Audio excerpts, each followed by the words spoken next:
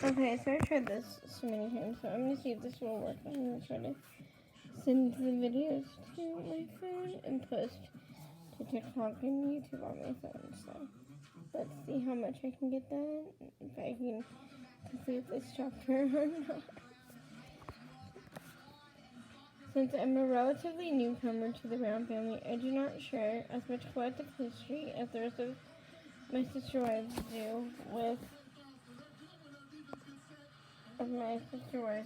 I never lived under the same roof with any of them, so I've been spared a lot of the conflicts and growing pains that my sister wives went through as they figured out how to raise their children together and integrate their lives with one another. Although I lived in my own house when I married Cody, I still became a part of the Brown family in every way. I helped out with all the kids and contributed my paycheck to the family to help pay all the bills. This cooperative living was new for me. As a single working mother, it was usually up to me to make things work financially. Money was tight, but knowing that we had each other's back, one another's backs, was wonderful. Since moving to Nevada, things have changed a lot for us and made us more of a team. We all had to contribute to the expenses to relocate our family, which was difficult for each of us. But now that we have a television show, we are essentially working together as a family on a daily basis, and we are a team financially. We split all of our money evenly and help each other out. This has unified and even out any sense of financial inferiority or instability any of us may have had previously. We are all equal. Obviously, in addition to bringing a greater sense of financial equality between us, the show has been beneficial in allowing us to openly attend all of our children's school activities. The adults know all of the kids, adults to have any, if not all, of the parents at their recitals, performances, sporting events, assemblies. If I could, I would go to every school event. Unfortunately, with so many children, this simply isn't possible. Each week, all of the moms and the kids at the family know about what school events are happening, and we try to figure out a way for most parents to attend the most events. When my son Dayton graduated elementary school, I invited all the parents to my surprise and delight. They all came. Christine got there first and texted the rest of us allowed us to know where the assembly was and that she was saving seats. We all sat down and Dayton saw us and he started waving. Sitting in the audience, I was overwhelmed with pride in both my son and my family. One of the benefits of being in a plural family is that when I simply cannot attend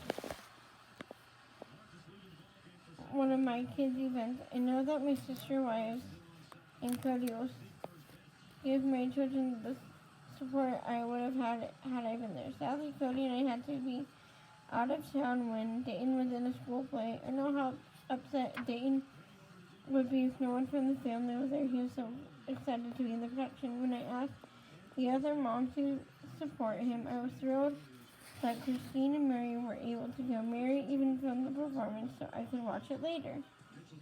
Dayton was over the moon that his other moms were there, and I was happy to be able to watch the play when I returned from my trip. Being part of the Brown family is exciting and surprising the kids and me.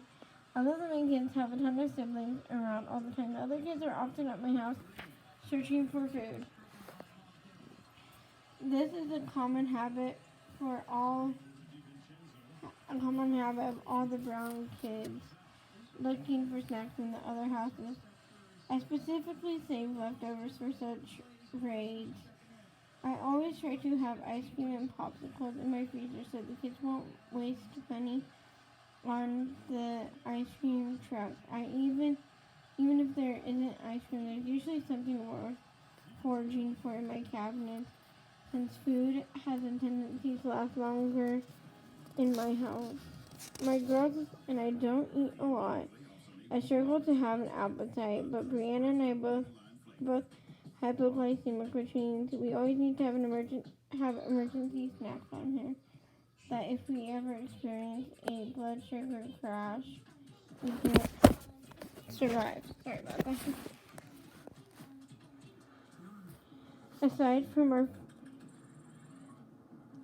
Friday night dinners and day potlucks, we don't get together as a family for meals, and we don't grocery shop together unless it's an impromptu event. We all coordinate our big family meals for holidays and birthdays by communicating who is responsible for bringing what. Birthdays are usually hosted by the mother of the child and of the child whose birthday it is. That mom will cook whatever she or her child likes. However, sometimes kids request a dish from one of the other moms' repertoires. Last year, Janelle's son Gabe requested Mary's mashed potatoes and gravy, and Mary was happy to provide them. I feel pretty special when the kids. I'll feel pretty special when the kids request one of my recipes for their birthday meal. Our kids spend as much time together as possible. The only rules I impose on this is that visiting children cannot interfere with my children's homework, nor can my kids go out until their homework or chores are complete. Other than that, as long as I know where my children are planning to hang out and how they are getting back there and back, I'm happy to have them be with their siblings whenever they want.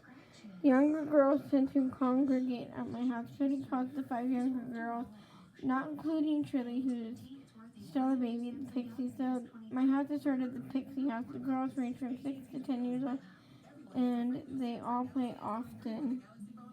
They play dolls, house, do crafts, and anything that fits into their fancy. They also love sleeping over at my house. I get bombarded every weekend for sleepovers, and I get complaints if at least one sleepover doesn't happen per week. The only time I will assert myself with children who are not my own is when there aren't other parents around. Without the other moms present, I'm comfortable correcting other children's behavior and enforcing my rules. However, I tend not to do any child rearing with the other children, especially if other moms are present. I don't feel that it is my place to interfere with how someone else raises her children. But for this reason, I haven't had a lot of child rearing conflicts with my sister wives. While I'm usually comfortable with one of my sister wives helping to parent my children when we're all together or at another mom's house, I try to make sure I'm the one who keeps my kids in line so another mother doesn't feel like she has to take charge. I feel like I'm slacking if I don't take care of things myself and attend to my own children. So I'm very aware of what my kids are doing when we are in another house. When I'm not there and my kids are visiting alone, I encourage the other moms to inform me if my kids are behaving in a way I should correct.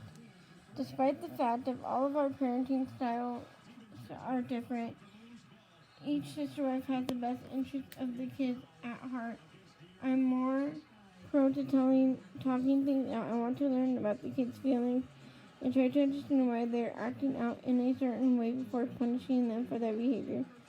I know that I am overprotective and over gentle. I stand for the underdog. For example, Mikkel T, Christine's second oldest daughter, is a very unique girl. She doesn't fit in very well with the 3 older teen girls. She is creative and independent, so she gets roused a lot. I have a tendency to stand up for her and see the best in her. She will do something great one day with her out-of-the-box thinking. I don't tolerate bullying and harassing from any of the kids. Even minor teasing is off limits. I want all the children to be nice to one another always. For this reason, I prefer a calmer, more peaceful house environment. I tend to bring a sense of respect to every family gathering, and every situation where I'm dealing with a group of kids.